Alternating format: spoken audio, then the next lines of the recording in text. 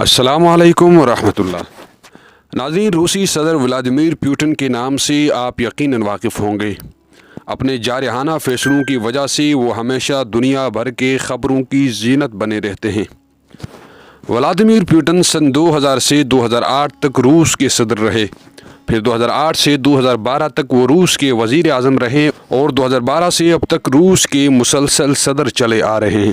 ناظرین، صدر پیوٹن اپنے بچپن کے ایام میں جوڈو کراٹے ماسٹر رہے ہیں، پھر بعد میں انہوں نے سوویت یونین کے زمانے میں خفیہ ایجنسی KGB میں ایک جاسوس کے طور پر بھی کام کیا۔ صدر پیوٹن کے زمانے میں روس نے بڑی ترقی کی۔ اس وقت صدر پیوٹن کو دنیا کا سب سے طاقتور ترین شخص کہا جاتا ہے۔ ناظرین، صدر پیوٹن کے والدین کی زندگی کے بارے میں ایک ایسا واقعہ سامنے آیا ہے جسے سن کر آپ بھی حیران ہو جائیں گے۔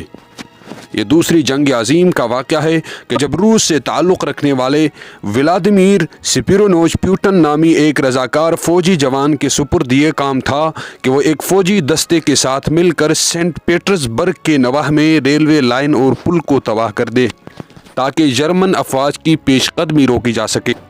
ناظرین، ان کا ایک دستہ ایک دفعہ جنگل سے گزر رہا تھا۔ جرمن فوجیوں نے ان کا تعاقب کیا۔ 28 فوجیوں کے اس دستے میں سے 24 جوان جرمن فوجیوں کی گولیوں کا نشانہ بن گئے۔ ولادیمیر صرف اس لیے بچ گیا کہ اس نے خود کو ایک دلدل میں چھپا لیا تھا۔ وہ کئی گھنٹے تک اس کیچڑ میں سر سے پاؤں تک غرق رہا۔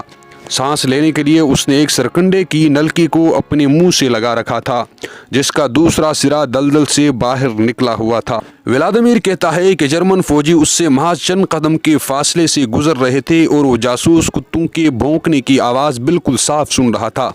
یہاں سے کسی نہ کسی طرح بچ جانے کے بعد ایک مرتبہ پھر دوران جنگ ایک گرنیڈ اس کے بالکل قریب پھٹا، لیکن اس کی زندگی تھی کہ ایک مرتبہ پھر موت کو دھوکہ دینے میں کامیاب ہوا، لیکن گرنیڈ کے ٹکڑے اس کی ٹانگ میں گھس گئے۔